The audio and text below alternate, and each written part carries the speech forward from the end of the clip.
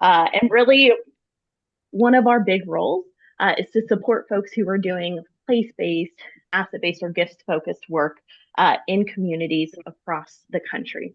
And so we've been connected to folks, really just paying attention and listening to what's working well, what are some of the gaps for the people on the ground doing this work.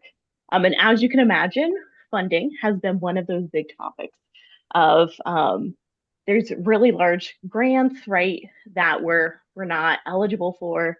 It's hard to find funders, build relationships, and do this work. And so I'm really excited that I got to connect with Liz Nellis a few years back, and really just kind of started to brainstorm and dream about like what she's seeing in this field and some really cool models. And so we're going to talk today a bit about giving circles. And so I'm going to go ahead and turn it over to Liz. I know you're much more familiar with that topic. So if you want to give just a quick background of what we can expect today. Great. Thanks. I'm so glad to be here. I love community works, Grapevine and awesome. I've gotten so much out of being part of these communities. So really an honor to be here and see some familiar faces, which I love.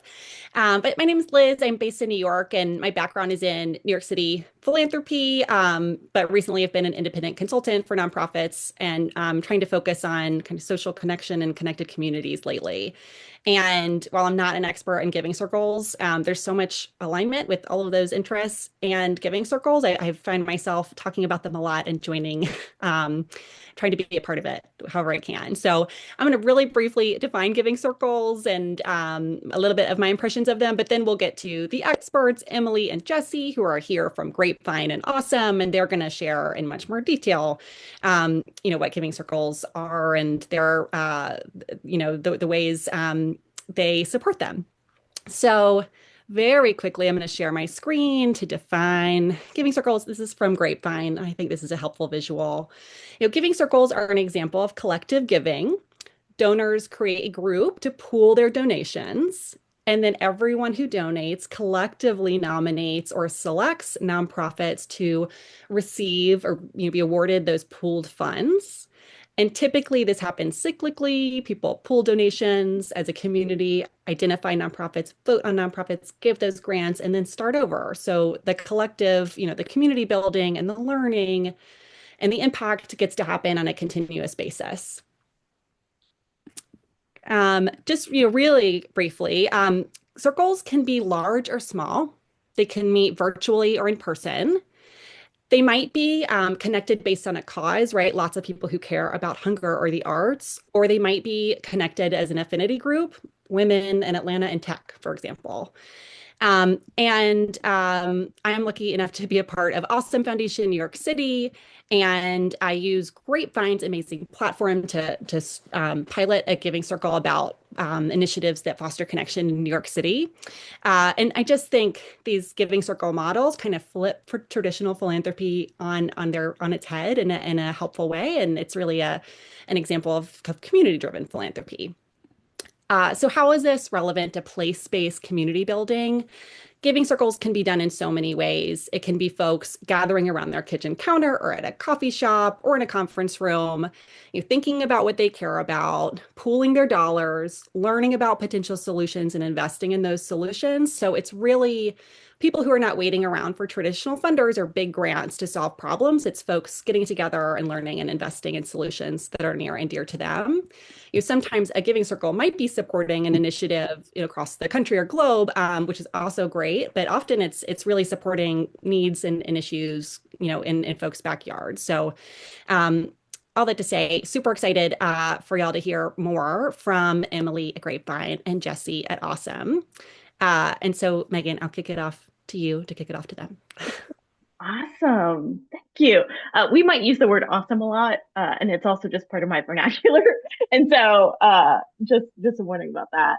But I'll also just add into what Liz was sharing. Part of this personally for me is we had been going for a grant for some work in my neighborhood earlier this year. Um, and we looked at some of the maps, some of the data that the foundation provided us, and saw that my neighborhood scored really low. And I got happy because it meant that we were better positioned for funding from the foundation. And that was just a really, if you will, yucky moment for me to actually be happy that my community had needs, right? That's the way that we were being painted because it meant we were more eligible for resources. And right around that time, I think it was very much by coincidence, but the Awesome Foundation had their annual gathering in Orlando, Florida that weekend.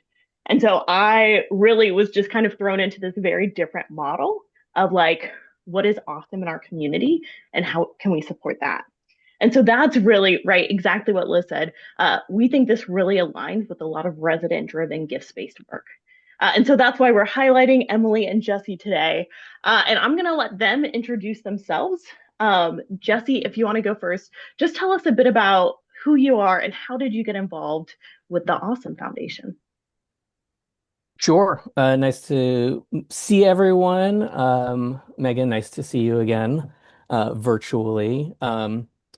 So my name is Jesse Chan Norris. I am by trade a technologist, but I fell into this sort of micro philanthropy world because way back in, I want to say 2010, a friend of mine from Boston said, "Hey, we're doing this cool thing called the Awesome Foundation up here in New York. Somebody, one of my friends is coming down, or in, yeah, they were in Boston, and they said, one of my friends is coming down to New York. They are going to sort of have a meeting to kick it off to see whether there's any interest in New York for this kind of giving model." And I said, sure, I'll come to that meeting. And here we are, 16 years later, and I'm still involved in the New York chapter of the Awesome Foundation.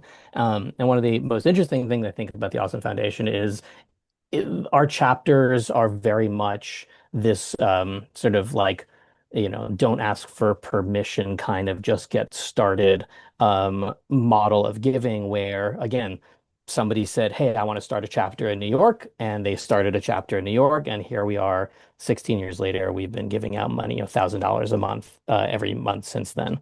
I can talk a little bit more about the Awesome Foundation now, or I can take a pause. I don't know if you want to hear more about that right now, or Megan. Yeah, why don't I'm gonna have Emily, if you want to answer Yeah, kind of the same question, just a bit of your background and how you got involved in this work, and then yeah, we'll dive into both organizations and yeah, the way sure. they support Giving Circle. Okay, great. Well, thank you all for being here, and I'm thrilled to be a part of this and share more about this model. Um, my background is actually working in microfinance. That's how I got into this space. So I spent some time. I was fortunate in undergrad to intern at the UN and got exposed to the microfinance model there, and ended up moving to India to work on a microfinance program there for a few years right after school. And so through that work, I developed this really, I would say, core belief in the power of hyperlocal funding and also getting funding into the hands of community members and letting them really direct where it goes and what they're supporting locally.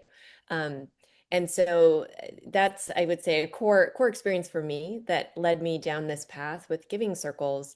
Um, Around the time that I was working on that in India, it was the early days of crowdfunding. So Kiva was taking off, Kickstarter was launching. I didn't have a technology background, but I was really excited about the opportunity of this technology to help unlock funds from and for communities, given what I'd seen, in my microfinance work and the opportunity there. And so that just sent me down this path of learning more about crowdfunding, interning with or doing some consulting work with Kickstarter, launching a crowdfunding platform, and just kind of exploring that model where ultimately I felt it was powerful, but it felt very transactional to me. And I really wanted to think about how we could build something more purposeful, more connected to community, more community building and recurring. And that set me on this path of exploring what that could look like and starting to experiment a bit with that. And to be honest, I didn't know giving circles were this model that was out there in communities already, amazing people doing this kind of work until a few of them discovered us and reached out as we were in our early days of experimentation. And so that's where we were able to connect with the movement and really start building in collaboration with giving circles to create an online home for them. So I'll share more about that in a moment, I'm sure, as we go through our topics, but that was my path to joining this movement. Thank you. And yeah, we'll go ahead. Actually, Emily, if since you're already on screen, if you actually want to share a bit about the model of Grapevine, and I'll say both Grapevine and the Awesome Foundation take very different approaches to giving circles, and we think that's a real asset, right? Depending on what's right for different people's communities, the work that you're looking to fund. And so, yeah, Emily, just share a bit with us about how Grapevine really helps people get started with giving circles. Yeah, absolutely. So Grapevine is the only platform that's really dedicated to the Giving Circle model, to enabling anyone to quickly set up in a couple of minutes their own Giving Circle and invite members in, start collecting charitable donations into a shared charitable pool. So these are charitable or nonprofit specific giving circles. And then grant those funds to those nonprofits over time. So in just a couple of minutes, you can leverage our free platform and resources to launch your group, or you can find one and join one near you. We host over 1,200 active giving circles now across the country, pooling money for local charitable nonprofits or fiscally sponsored projects. And we have about 100,000 members who have collectively moved $60 million now to almost 9,000 nonprofits. So just to give you a sense of the scale of the community on the Grapevine platform at this point. And as I mentioned, we facilitate the charitable giving circle model. So where you are pooling donations, you get that charitable tax receipt, and those dollars are directed to anything that a donor advised fund could direct funding to, which is 501c3s in good standing, fiscally sponsored projects, but could also include local churches or volunteer fire departments, public schools, things along those lines, as long as the intention for the funds are charitable and accessible in nature. So that's our core offering, I would say, to the space is when you decide to get involved and take action, we're that place for you to do that specifically for the nonprofit charitable model of this. And then the other thing that I would just note is that we've also tried to build up more resources and support for the movement. So we do have a global directory that we built in collaboration with Philanthropy Together that we host. So even giving circles that aren't hosted on our platform, that aren't using our free tools and resources, we've tried to capture all of them in that directory. So other models like the Awesome Foundation, where they're not moving money to charitable nonprofits, right, but projects and individuals. I know Jesse's going to share more on that, but you'll find those chapters in there, as well as other chapters of giving that don't use the Grapevine platform for their tools. We really wanted to create a resource that anyone could access to find a giving circle near them, or one that could be relevant for them, regardless of whether or not they're using the Grapevine tools. So there's that resource for you, and then just some additional information and trainings and workshops and things like that that we do to support people to get involved in the movement. Nice. And I will say, any of the resources that Emily and Jesse mentioned, we'll get links to those. And if we don't get a chance to drop them in the chat, we're going to go ahead and send them out in an email after the webinar. But let me just ask really quick, Emily. I know you mentioned, I think it's been 60 million to 9,000 different nonprofits, but I'm assuming it's not like individuals are contributing a very large sum personally, right? It's really pulling them. Do you know like what the average donation is through the platform? Yes, great question. So our typical donation size is $100. The most popular model on the Grapevine platform, and that we see in the movement more broadly from all the information we're able to see, is this model where they try to get 100 people to join a giving circle, and everyone contributes $100. So now they have a $10,000 check to give away. And then members who contribute can nominate different nonprofits for the group to consider. And then ultimately they come together, often in person. A lot of these groups are location specific, to learn more about the finalist 3 nonprofits, discuss, also just connect with each other and build community and learning and connection together as members. But then they ultimately vote to decide where to grant those funds.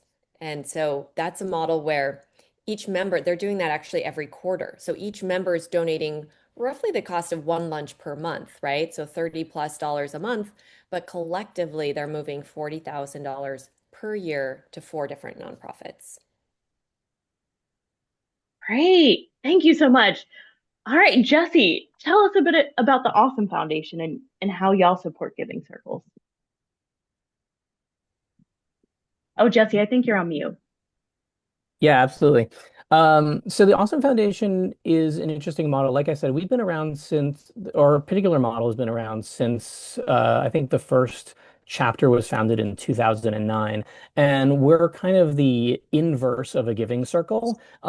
We have a lot in common with giving circles. And as Emily mentioned, our chapters are, listed in the Giving Circle directory. And we actually participate um, in a lot of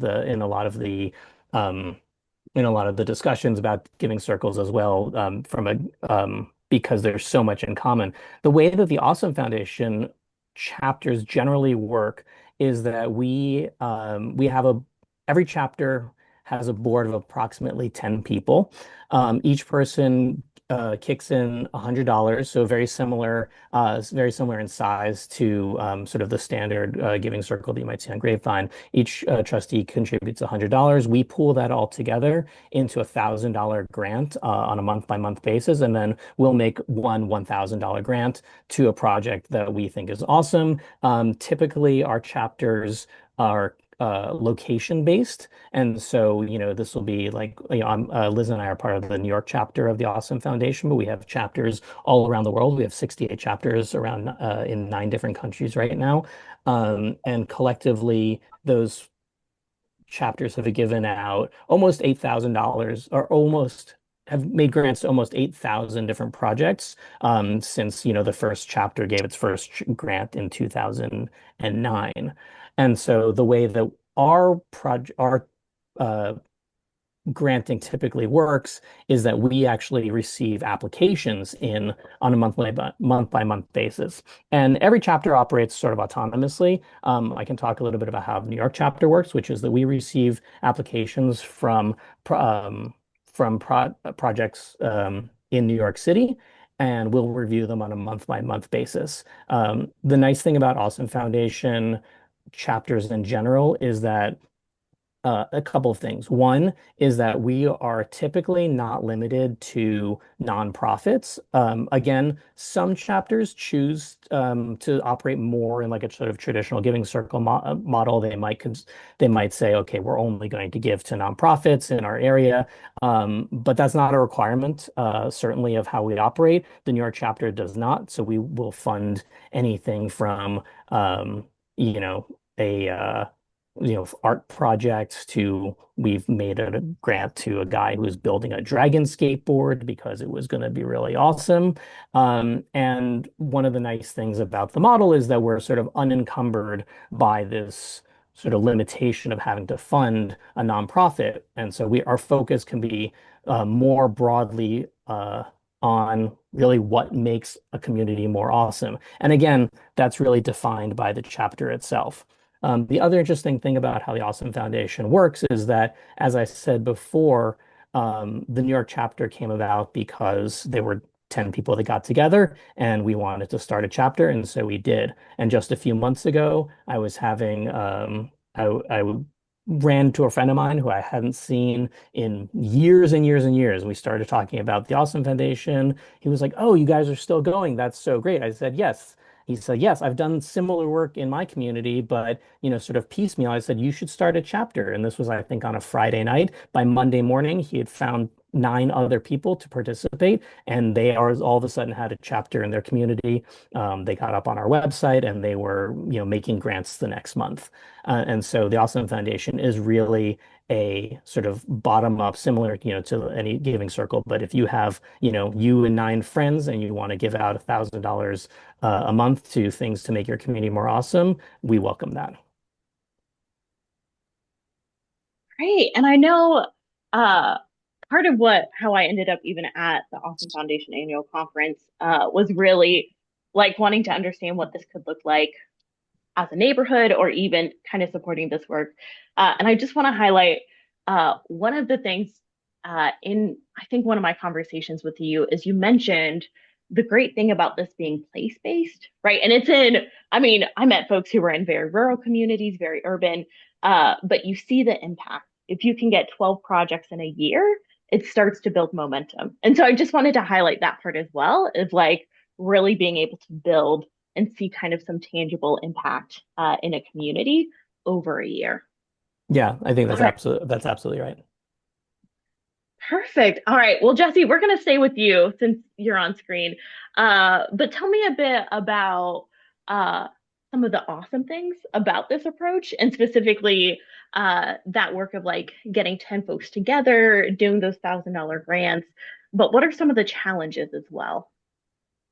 Sure. I mean, I think to highlight the positives, first of all, um, there's two things that I think make it um, particularly exciting for me, and the reason why I've stuck with this since I think I was part of the New York chapter started in 2010, so I've been at this for a while, and still get excited about it every month when we have our meetings. The first is um,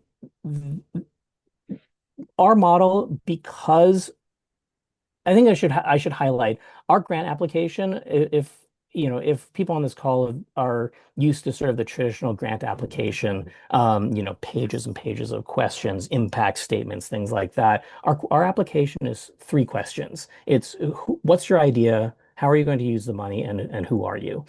And by simplifying this down to the very core of what your core, like what your project is, I think two things. One, for the applicant, it really it really forces them to focus. We also limit the amount of data, like the amount of just characters you can put into the application. So it really forces people to think about their project and focus on what the absolute, like the core impact is going to be for the work that they're doing. We actually just got an email from somebody this week that said, like, thank you for just like really forcing me to answer the question about how I'm going to make an impact on my community.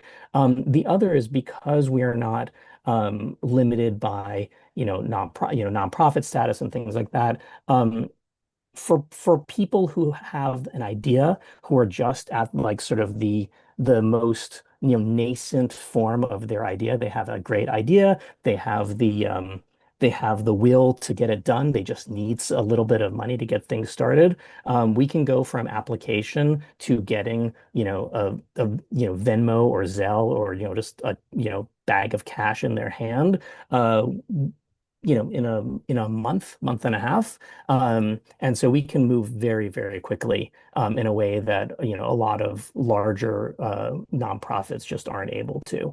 Um, that's one thing. And then the other is that for me personally, like I get to hang out every month with this group of 10 people, have discussions about what makes our community more awesome. And that's the case with every chapter around the world.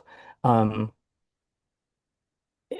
Anyway, so that is what I think, that those are a couple of the main things. In terms of like challenges to the model, I mean, I think one is simply that there's just so much need that we often have this question in our meetings of like, this is very we get a lot of applications from a lot of projects that are doing good in the community, and we only have $1,000 to give out every month, and so a lot of the times our question is like, yes, this is a very good project, this is a very worthwhile project, but is it awesome, right? Like, does this sort of elevate, does this like do awesome for the community? And having to say no to a lot of people that have applications that are coming in, unlike sort of a more traditional giving circle where there's nominations, but not like somebody's like reaching out to you and saying like uh asking for money and then us having to tell them no. So All right, Emily, same question to you. And I think you even highlighted something earlier of the work in microfinance kind of being a bit more transactional. And this one, so I'd even love for you just to talk more about that. But yeah, what are some of the things that make this work unique, and what might be one or two challenges as well? Yeah, I think I mean I think part of the giving circle model, the charitable model, supporting the nonprofits, piece that we're doing, um, it is in a way like a more grassroots version of philanthropy. So we are supporting these more traditional philanthropic organizations, right? The nonprofits, um, as opposed to the model like Jesse was talking about. And so, there's kind of leveraging that existing infrastructure. At the same time, we're bringing a much more flexible community centered approach to it on the funder side. And I think often what ends up happening actually is that in addition to, well, maybe as part of that, what we see is that the money does tend to flow to smaller, more local, more grassroots nonprofits that tend to be more underfunded, right? And that don't tend to um, benefit as much from the traditional, philanthropy industry, if you will. There is a whole industry, right, built around philanthropy, and there's a whole system there. And it doesn't work for a lot of people or organizations. And so I think where Giving Circles came from was these charitable ones anyway, was really this idea of people coming together and pooling money and trying to get funding to organizations that weren't getting access to funding in many other ways, either because they were too small or maybe the communities that they serve or the people who had started them were from different communities that didn't have access to the same donor networks, um, or they were too new. They didn't have 3 to 5 years of operating history to be able to qualify for some of these larger community foundation grants and other things. And so, I think uh, this model is unique in that it's trying to fill that gap, both for donors who and potential donors who may not feel like philanthropy is for them, may not feel like a philanthropist, may not know how to engage in philanthropy. We see this as a great on-ramp for them and opportunity to really make a difference and feel part of something in a way that they might not necessarily feel otherwise. And also in terms of where that money's going and the types of organizations that it's supporting. So I do think that's really core and quite unique about this model in the philanthropy space and the kind of gap that it's filling. Um, I think as far as the challenges go, I mean, there's so many challenges, right? But some of the main ones I think for the Giving Circle movement broadly are that just awareness, one, and we've tried to raise more awareness and be a space where people can learn more and find Giving Circles to join and easily get started. But there still is quite a large awareness gap. And I encourage all of you to ask a friend, have you ever heard of the Giving Circle before? And I think what you'll find is often people have not. However, I will say what I ask people this question every day. So, I've been doing this for years.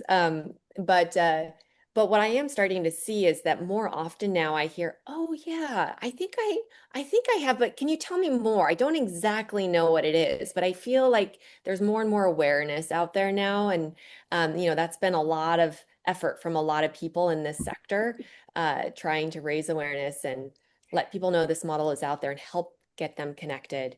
Um, and I think, part of the importance of that is one of the other challenges we face, which is right now, even though philanthropic giving from a value perspective, monetary value is increasing, what we're seeing is that the percentage of households giving to philanthropy, and again, this is to nonprofits, right? So this is the tracked part to nonprofits, is in decline and has been in decline for a while. And so we're seeing fewer and fewer people give. Uh, and so there's a real challenge there, right? And I think for all of us in the nonprofit and philanthropy sectors, we're trying to figure out, why that is and how we can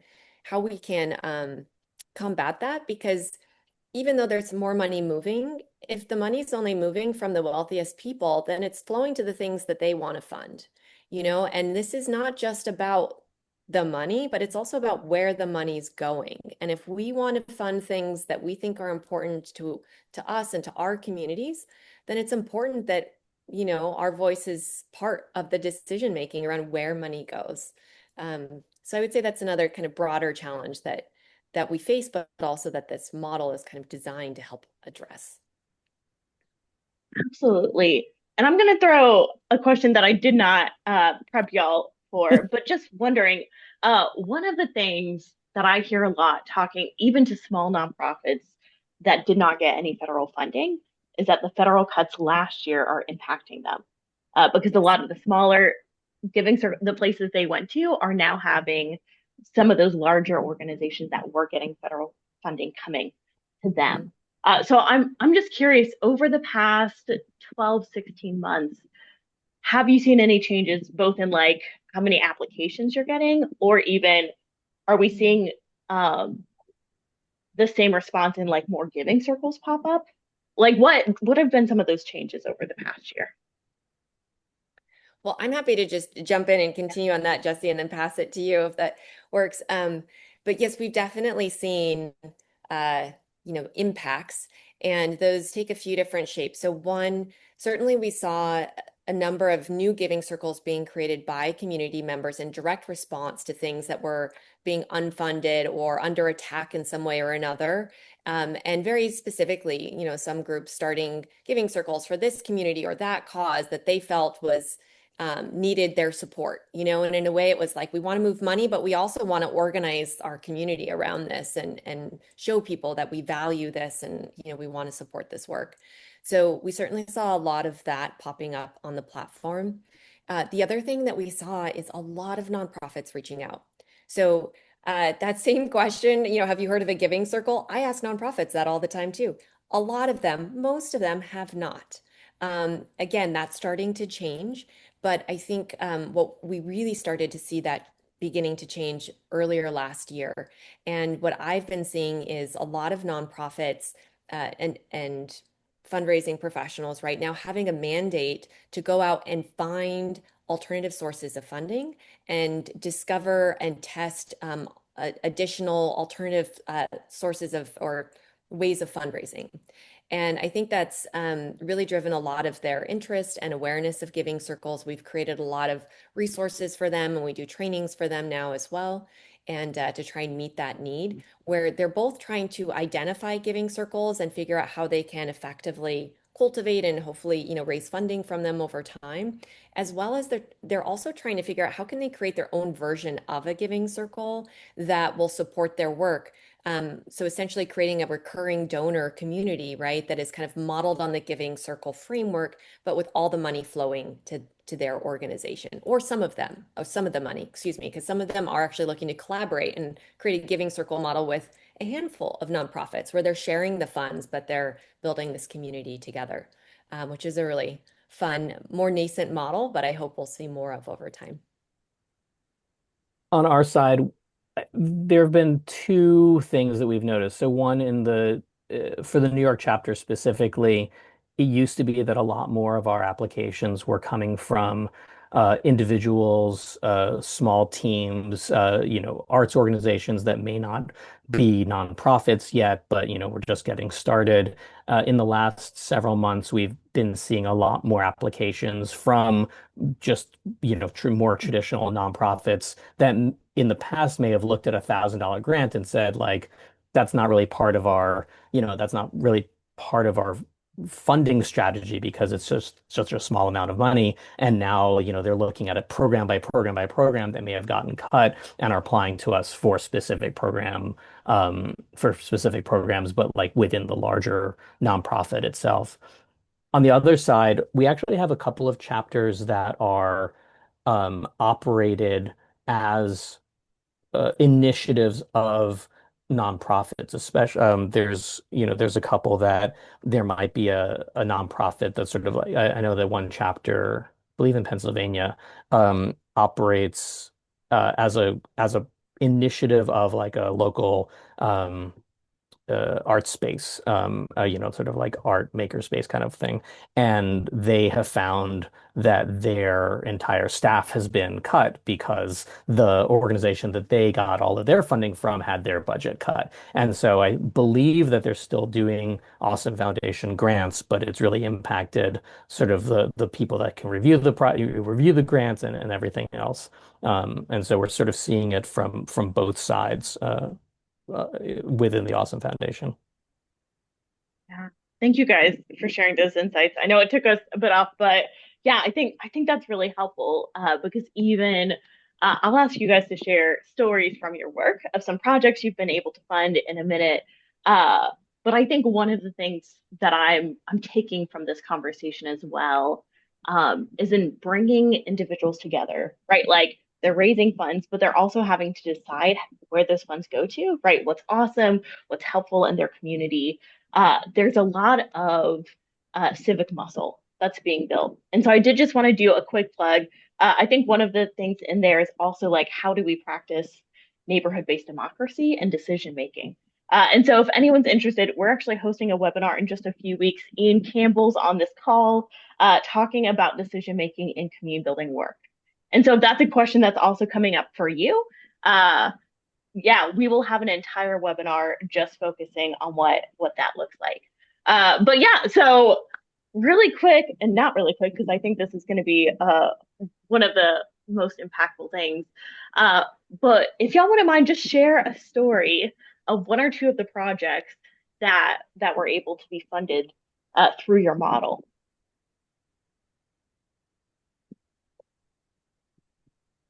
I can jump in, Jesse, or you can. What? No, go ahead. Yeah. Okay. Great. And just before I share a story, I do just want to pick up on that last piece you just shared there, Megan, because there's been some great research on the Giving Circle model and movement, most recently from the Johnson Center Philanthropy a couple of years ago, and then about 5 years before that or so from the Lilly School of Philanthropy. And there's some great data in there. For example, the Johnson Center Philanthropy found that 91% of members who are in giving circles experienced an increased sense of belonging to community. There's some other great information in there about how people join these groups in order to connect with like-minded and like-hearted people. But then the Lilly School of Philanthropy also surfaced some really interesting data around how people who participate in these models tend to go on to volunteer more, to give more, to be more civically engaged in a number of ways. And they even call these schools of democracy, the Giving Circle model. So there's some really nice data out there actually that shows how this model does feed into a lot of those broader civic behaviors that I think a lot of us are interested in helping to fuel right now, as well as that connection. So just one example that I'd like to share is an organization called Alexandria House. This is an organization that supports women and children experiencing homelessness and trauma. They're based in the LA area, and they received a Giving Circle grant from the LA Giving Circle. And what I like about this model is they not only received a Giving Circle grant from that Giving Circle, but they've also then, in this Giving Circle movement, often, Giving Circle members connect, right? We're building a movement. We're trying to help people connect and learn together. So this nonprofit actually has ended up receiving grants from many different Giving Circles, including some corporate ones. So we actually work with companies to help them bring the Giving Circle model into the workplace with their employees as well. And so this organization, once they received an initial grant, they were able to get additional grants from other Giving Circles in the area. And we actually, I met the executive director recently, and she talked so beautifully about their work and how community rooted it is, and how important it is that they are really connected to their community and have built that local trust. And one of the things that she talks about is how valuable these Giving Circles have been, not only in providing this funding for them that is unrestricted, right? These are not restricted grants. This is unrestricted dollars to support their work. And she talks specifically about how important that was during highly volatile periods, for example, during COVID. And also during the wildfires recently in the LA area, that actually upended some of the programs that they were doing, and they had to redirect their focus on just supporting their community members. Suddenly, there are a lot more people struggling without homes, struggling to find a safe place, struggling to get food. And and she talked about how a Giving Circle that had supported them called to just ask what else they could do right now as a community of people who care beyond the dollars that they gave. How could they support? And she compared that and just like the relief of that call to some of the other grants that she had received where people were upset with them that they were behind schedule on building this new playground, for example, because they'd had to redirect their effort to focus on what the community needed in that time. And so I think that's just like an example of one, an incredible organization really doing focused grassroots work and focusing on what the community needs, but also how this community focused model of philanthropy can really lean in and help support that.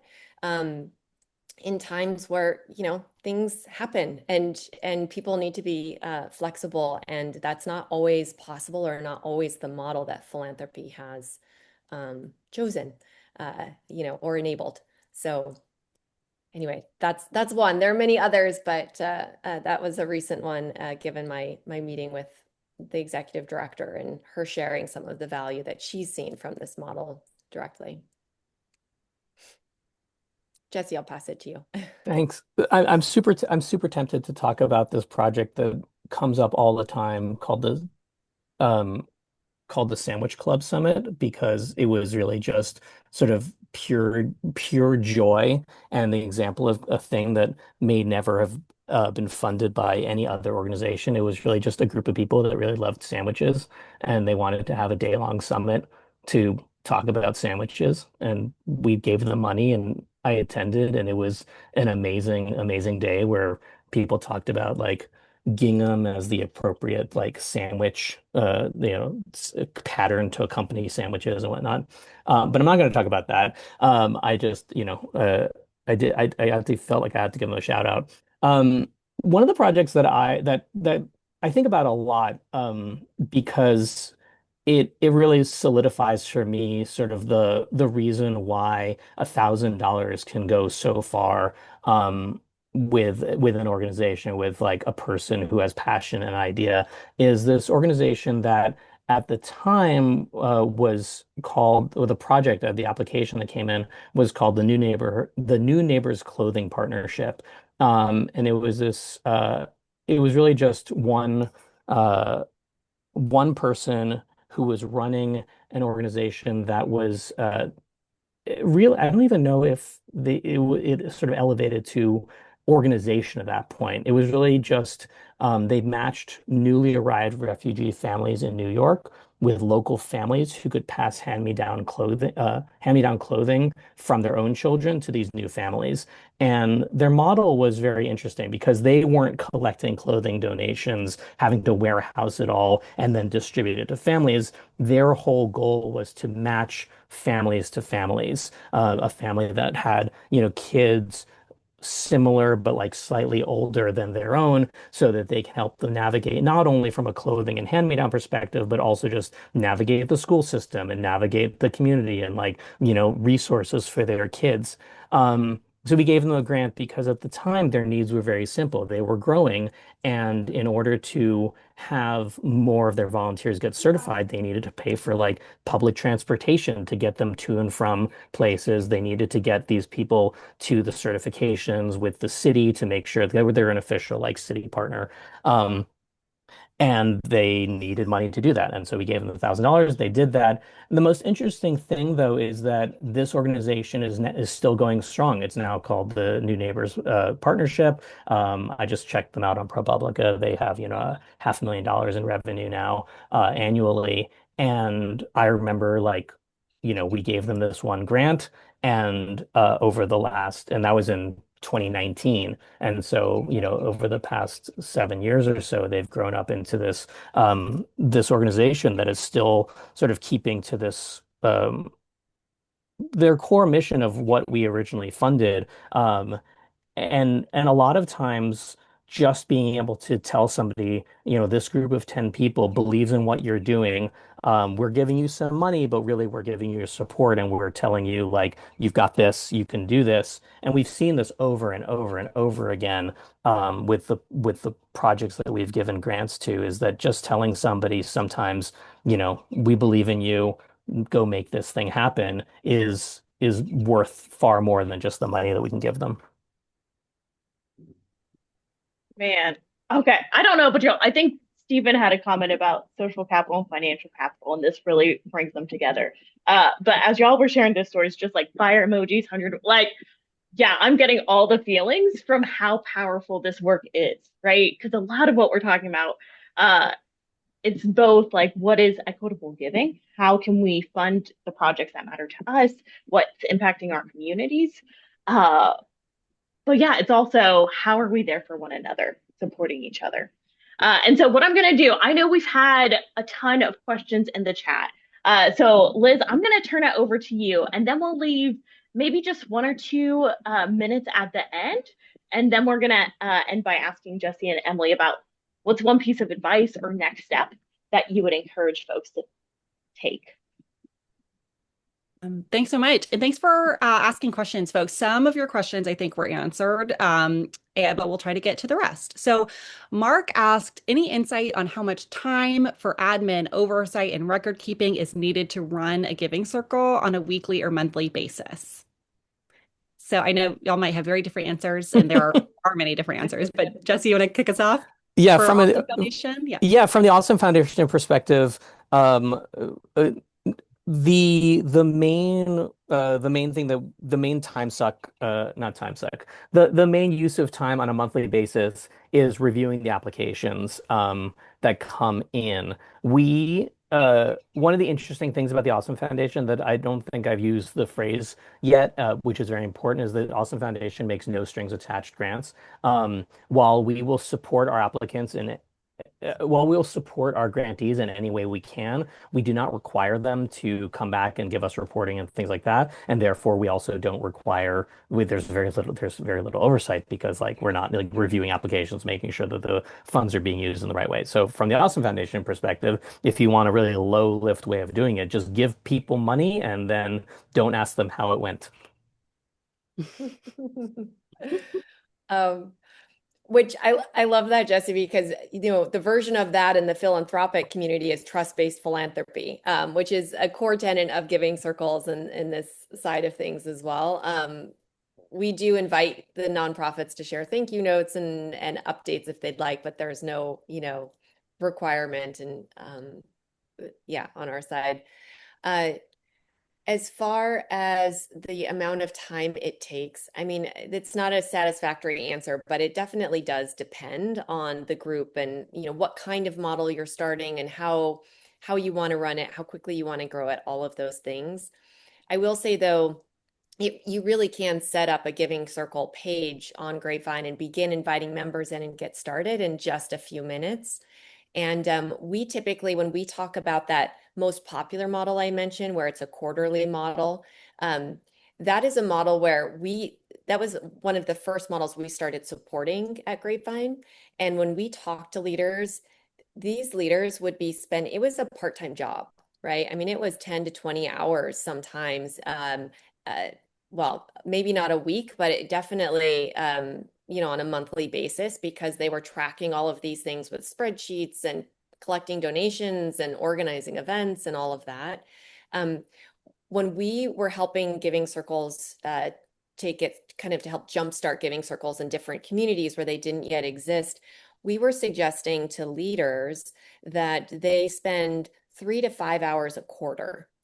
And so that's the kind of power, I think, of having a system to help keep track of all these things and make it a lot easier for people, not only to get started, but also to manage those groups. And the 3 to 5 hours were typically spent in this model. There isn't actually that application review. That's the main time piece on the Awesome Foundation side. Here, members are nominating nonprofits, so it's actually much lighter weight and as far as time goes on that piece. But the time is really spent more on inviting people in, welcoming people into the community, doing more community building things, and then finding time for everyone to get together. Typically, these groups are trying to connect in person once a quarter if they're location specific group. And that's an hour, event each quarter. So it tends to be where the time goes. And I think one of the things that I find it's just related is that um, as much time as required to like keep the momentum and keep like sort of the cadence regular is I think a way to think about it as well. So for the Awesome Foundation chapters, some chapters meet, uh, every other month. Our chapter meets monthly, and at one point we were very early on in our life cycle, we were not as consistent. And if you end up missing a month, then you can say like, sort of gives you permission to miss another month, and then all of a sudden both your members, for both Giving Circles and for the Awesome Foundation, members sort of get, less enthused about the process, and then grantees start to sort of lose faith in it as a funding source as well. And so I'd say that whatever cadence you're looking at, making sure that it's something where you can keep it going consistently is important. Thank you both so much. I'm going to answer two questions really quickly. It's a rapid fire portion. One question was, is the funding only for projects within the state or city that a chapter is in? I think you're asking about Awesome. Awesome Foundation is usually geographically bound. And many giving circles are, but definitely not always. Sometimes they fund, across the country or beyond, but maybe they have a specific topic that they're focused on. So it really depends on the giving circle you're thinking about. And also, do you work with health systems? And just giving circles work with all kinds of different systems. Certainly some are health related. And maybe the second part of that question is, does the health system need to have a nonprofit, 501(c)(3) nonprofit attached to it? And again, that's based on the giving circle. So many do want to direct funds to nonprofits, but some are more flexible about the types of organizations or individuals or projects soliciting funds. And now I just want to ask another question from the chat from Jay. Do these forms of giving support ongoing admin type costs, or do they typically fund projects? It seems like most funding follows need-based project giving versus sustaining small local nonprofits. So the question, and someone else, David, asked something similar, I believe. Like, do you fund general operating support or just specific projects?